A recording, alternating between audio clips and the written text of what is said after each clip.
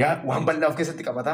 Egaa obboleessi keenya waan baay'ee nu kaasaa jira. Bariini guddaa galata. Kanaaf addunyaa keessa jirta moo addunyaatu keessa jira moo ol keessa jirtu moo akkami? Addunyaatu na keessa jira. Addunyaa mataa kootii keessa hin jiraadhallee. Natu tolfata addunyaan keessa jiraadhu. Sababni isaa adiyaa liidariidha. Adiyaa liidariidha. Dhalli namaa waa yaada isaatti beektaa. Uumama fudhataa miti, akseeptarii miti.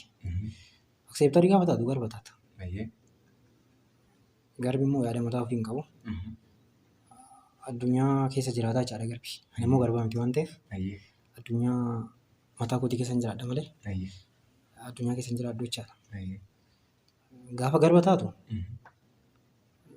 wanta sitti fe'amu gaafa hunda gaafa baattu waan sii kenname hunda gaafa nyaattu bakka olis hin jiran hunda gaafa ooltu addunyaa keessa jiraatta. Addunyaa mataa keetii filattee dubbattaa, filattee dhaggeeffattaa, filattee goota kaasee galee yaada liidarii gaafa taatu. Yaadatti amantaa, yaada amansiifta. Gaafa kana addunyaa mataa keetii keessa jiraattaa jechuudha.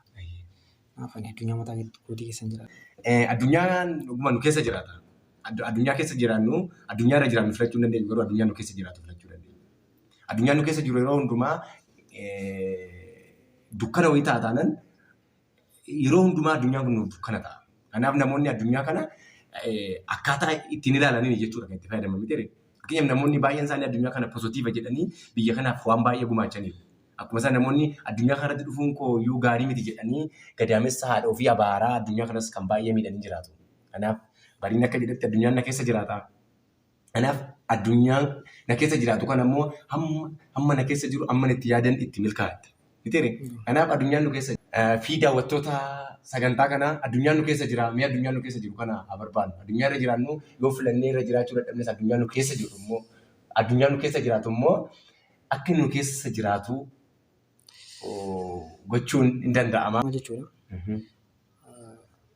Dhalli namaa hundisaa jechaadha. Gaafa gara addunyaa kanaatti dhufu waan gara addunyaa kanaatti dhufeef qaba. Waan gara addunyaa kanaatti dhufeef qaba. Waan ganamaan gahee du'u qaba jechaadha. Waan jiraatuuf qabaachuu qabda isin jira jalqaba gaafa lafa kanarra jiraattu. Sun addunyaa keetii beektaa. Dhala namaa miti jechuudha. Minaanuu jechuudha. Garaa isheetti miciree baattee beektaa. Miciree boru ija danuutti geeddaramtee ija danuu taatee ija danuu kennitee jechaadha. Micireen keessa ishee jiru sun. Kanaaf dhalli namaas mul'ata gara addunyaa kanaatti waan gara addunyaa kanaatti dhufeef qaba. Waan galmaan ga'us qabaa jechaadha. Akkasumaan akka feete probabilitii miti beektaa uumamni dhala namaa. Waaqayyoon dhala namaa gaafa uumu itti yaadatu. Staatiksii miti. Staatiksii jedhanii miti kan uumamte akka feete jechaadha. Akka tasaan uumamne beektaa. Waaqayyoon waan si uumuuf qaba. Fakkeenyaaf amma yeroo baay'ee nuti kan uumamne yeroo itti waraanni baay'atu, yeroo itti diddaan wal dhabdeen garaagaraa baay'atu, yeroo gidiraan itti baay'atuttidha. Waaqayyoon beektaasi gaafa damuun funaansaa si uumuu danda'a ture. Dabarsiis immoo rakkinni kun gaafa darbu gaafsa si uumuu danda'a ture. Waan amma si uumuuf qaba. Tarii waan natti uumamteef immoo qaama rakkoo kanaa akka taatuuf ta'uu qaba. Ta'uu danda'a hin beekamu. Si galeemi? Yoo hin amanta ta'e jechaadha. Yoo hin amanta ta'e. Yoo abjuu akkasii qabda ta'e. Kanaaf dhalli namaa qaanqee mul'ataa malee uumamee hin jiru jechaadha. Kanaaf qaanqee mul'ataa wajjin uumamne wajjin dhalanne kana afaan isinii qulqullatti geeddaruun qulqullatti geeddaree labuuba gochuun ho'a fi ifa addunyaadhaaf akka kennu gochuun mirga keenya osoo hin taane dirqama keenya jechaadha. Yoo qaanqee mul'ataa si keessatti dhaame ofiifis jaamaa taate warra kaaniifis ba'aa taata. Rakkina uumtaa jechaadha. Kanaaf dhalli namaa addunyaa malee uumame, qaanqee mul'ataa malee uumame hin jiru jechuudha.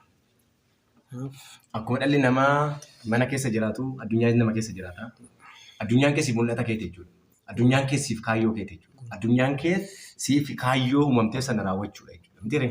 Kanaaf addunyaan nu keessa akka jiraatus hin dagatinaa jecha jaalleewwan keenya akka nu hordofaa jirtan abdii guddaa qabna. Gaafiin keenya ammas akkuma itti fufetti jiraata.